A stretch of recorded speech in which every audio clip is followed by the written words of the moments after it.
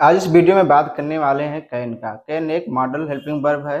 Can माने होता है सकता है, सकती हैं, सकते हैं। आप डेली लाइफ में बहुत सारे इंग्लिश वर्ड को बोलते होंगे, तो हमें इसको जानना बहुत ही जरूरी है। तो चलो बिना देरी किए हम बताते हैं कैन मतलब क्या होता है। कैन मतलब होता है सकता है, सकती हैं, सकते हैं। कैन एक प्रेजेंट टेंस का हेल्पिंग वर्ब है।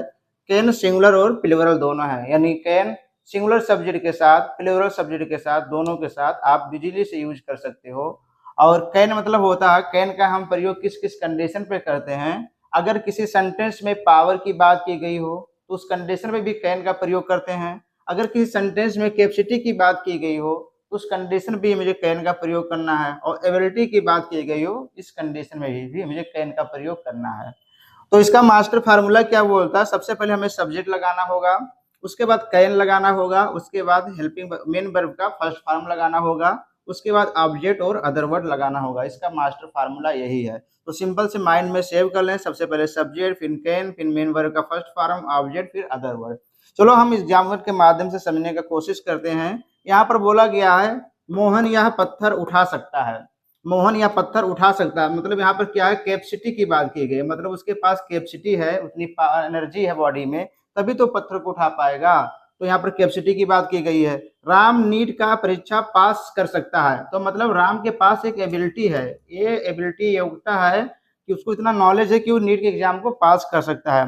तीसरा सेंटेंस क्या बोलता है, योगी जी जिले का नाम बदल सकते हैं। मतलब योगी जी के पास इतना पावर है, जो उत्तर प्रदेश के मुख्यमंत्री माननीय योगी आदित्यनाथ जी हैं, उनके पास ये पावर है कि वो जिले का नाम बदल सकते हैं।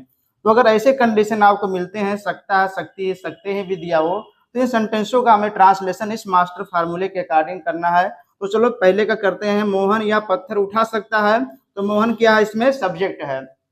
तो सबसे पहले मुझे मोहन का नाम लिख देना होगा, मोहन। उसके बाद कैन लगाना है, उसके बाद पत्थर, पत्थर उठा सकता है ना, तो यहाँ पर लिफ्ट हो जाएगा, लिफ्ट। और स्टोन, दिस स्टोन, यह पत्थर है ना, तो this stone. Mohan lift this stone. Ram NEET का परीक्षा पास कर सकता है, तो सब देखो, सबसे पहले राम लिखना होगा, उसके बाद कैन लगाना होगा। राम कैन पास कर सकता है, पास नीट एग्जाम, या एग्जाम ऑफ नीट, या नीट एग्जाम। योगी जी जिले का नाम बदल सकते हैं, तो यहाँ पर सबसे पहले लगाना होगा Yogi ji can change the name of district.